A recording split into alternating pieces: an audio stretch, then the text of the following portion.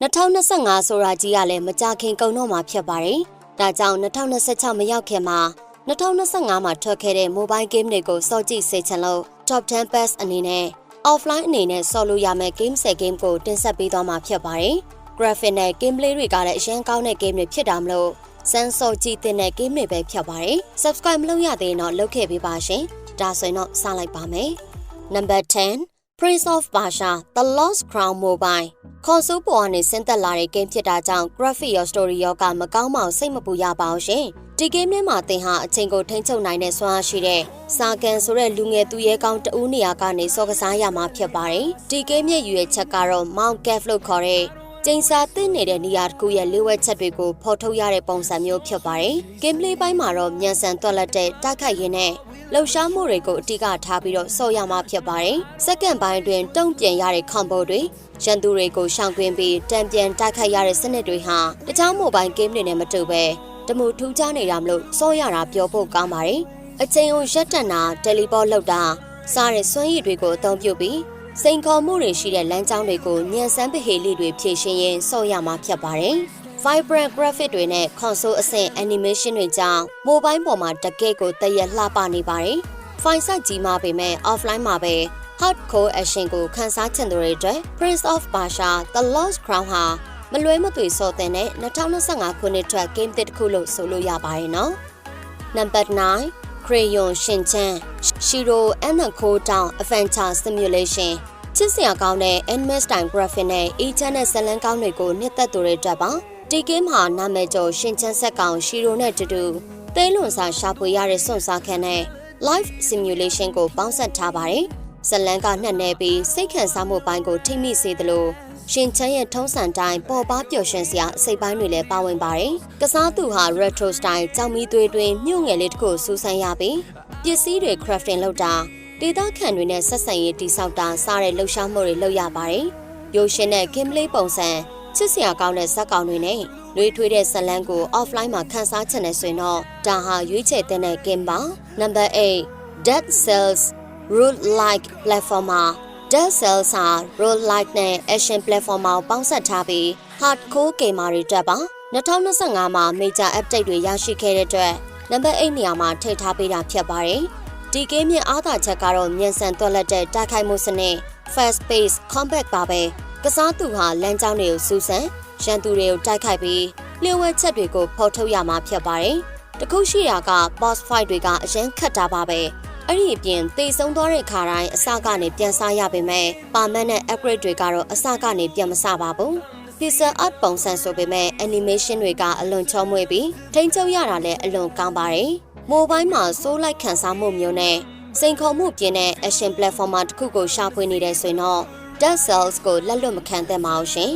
။ Number 7 Grand Mountain Adventure 2 Sports Open World တောင်တက်ခြင်းနေလျှော်စီခြင်းကို AC တည်ငြိမ်စွာခန်းစားချင်သူတွေအတွက်ပါ Grand Mountain Adventure 2 ဟာ Open World Sports Simulation Game ဖြစ်ပြီးလာပါတဲ့နင်းဖုံးတောင်တန်းတွေကိုစူးစမ်းရမှာဖြစ်ပါတယ်။ console အဆင့် 3D graphic တွေနဲ့ဖန်တီးထားပြီးအသေးစိတ်ကျတဲ့တောင်တန်းပတ်ဝန်းကျင်တွေကြောင့်စိတ်ကိုလန်းဆန်းစေပါတယ်။ကစားသူဟာ skiing နေလျှော်စီခြင်းဒါမှမဟုတ် snowboarding နှင်းပြစီခြင်းကိုအသုံးပြုပြီးပဟေလိတွေဖြည့်ရှင်းတာပြိုင်ပွဲဝင်တွေဝင်ရောက်ရှင်ပြိုင်တာနဲ့တောင်ပေါ်ကလျှို့ဝှက်နေရာတွေကိုရှာဖွေရမှာဖြစ်ပါတယ်။ action ပြင်းတာမျိုးမဟုတ်ပဲတဘာဝတရားခန်းစားရင်အေးချမ်းစွာကစားချင်သူတွေအတွက်ဒီ game မှာလုံးဝအနားယူစရာနေရာတစ်ခုပါရှင်။ Number 6 Pletro Card Game Roguelike Pletro ဟာကက်ကိန်းအမျိုးအစားတွေကနေပေါ်ထွက်လာတဲ့ hidden gem တစ်ခုလို့ဆိုရမှာပါ။ mobile ပေါ်ကိုဆင်းလာတဲ့အချိန်က2024မှာဆိုပေမဲ့ဒီ game လေးက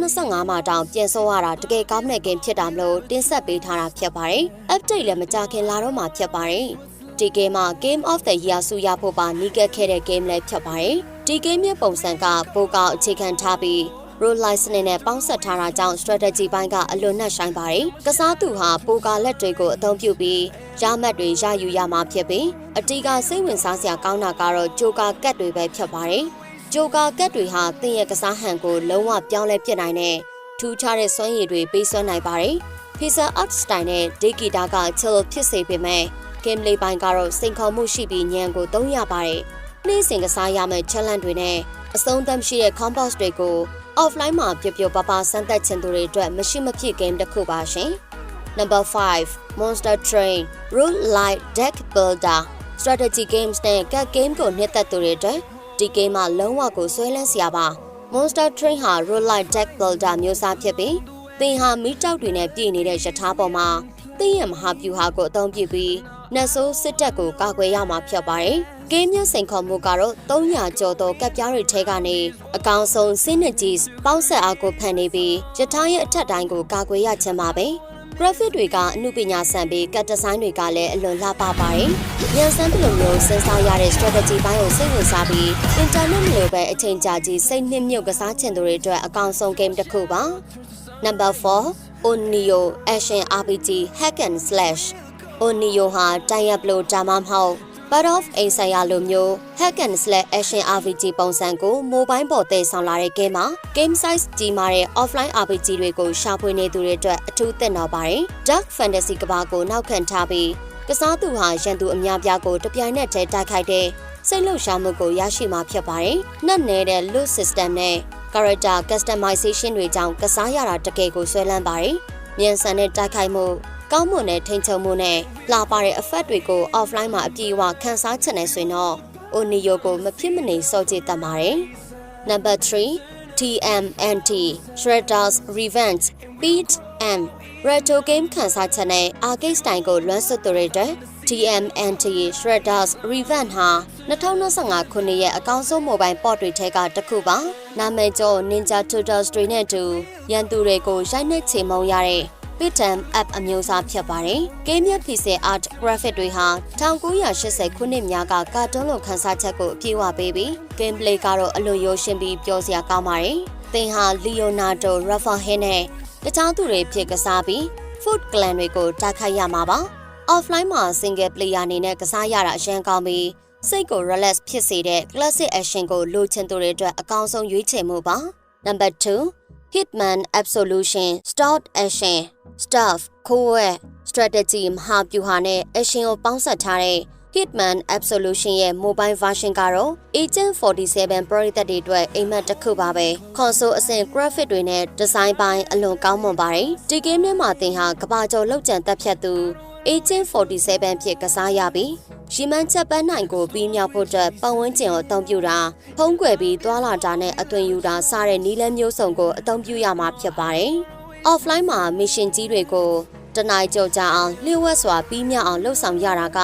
စိတ်ကျေနပ်စရာအကောင်းဆုံးပါပဲ။ File size ကြီးပေမဲ့သူ့ရဲ့ replay value ပြန်ကစားချင်စိတ်ကအလွန်မြင့်မားတဲ့ game ကောင်းတစ်ခုပါ။ Number 1 Subnautica Mobile Spyball Adventure ဟုတ်ကဲ့ပါရှင်။ဒီနေ့ရဲ့ number 1နေရာကိုတော့ mobile game ရဲ့စံနှုန်းအသစ်တစ်ခုကိုတင်ဆက်လိုက်တဲ့ Subnautica Mobile ကရယူသွားပါတယ်။ဒီ game ဟာ Open World Spyball Adventure မျိုးစားဖြစ်ပြီးကြိုတစ်ခုပေါ်ကရေအောက်ကဘာကိုနောက်ခံထားပါတယ်။ကစားသူဟာမတော်တဆမှုတစ်ခုကနေအသက်ရှင်ကျန်ရစ်သူတူဖြစ်ကစားရပြီးနှက်ဆိုင်တဲ့သမုတ်တရားကိုစူးစမ်းရအစားတောက်တဲ့ရေကိုရှာဖွေရကိုပိုင်ရေငုပ်သင်္ဘောတွေနဲ့အခြေစိုက်စခန်းတွေတိစောက်ရမှာဖြစ်ပါတယ်။ Unreal Engine နဲ့ဖန်တီးထားတဲ့လှပတဲ့ရေအောက် graphic တွေဟာမိုဘိုင်းမှာမယုံနိုင်စရာကောင်းလောက်အောင်တက်ရက်ပါတယ်။ File size အလွန်ကြီးမားပေမဲ့ပေးရတဲ့တန်ဖိုးကတော့အပြည့်အဝရှိပါတယ်။စိန်ခေါ်မှုများတဲ့ရှင်သန်မှုနဲ့စိတ်လှုပ်ရှားစရာရေအောက်စွန့်စားခန်းကို offline မှာခန်းစားချင်သူတွေအတွက် Subnautica Mobile ဟာ masterpiece တစ်ခုပါပဲရှင်။ဟုတ်ကဲ့ပါရှင်။အခု2025မှာထွက်ခဲ့တဲ့ game တွေထဲမှာပရိသတ်ကြီးကဘယ် game ကိုအကြိုက်ဆုံးလဲဆိုတာကို comment မှာရေးခဲ့ပေးပါအောင်ရှင်။ပြီးတော့နောက်ထပ်ဘယ်လို game မျိုးကိုတင်ပေးစေချင်လဲပရိသတ်ကြီးတို့စော့ချင်တဲ့ game အမျိုးအစားကိုလည်းရေးခဲ့ပေးလို့ရပါတယ်ရှင်။နောက်ဗီဒီယိုမှာပြန်တွေ့ကြမယ်နော်။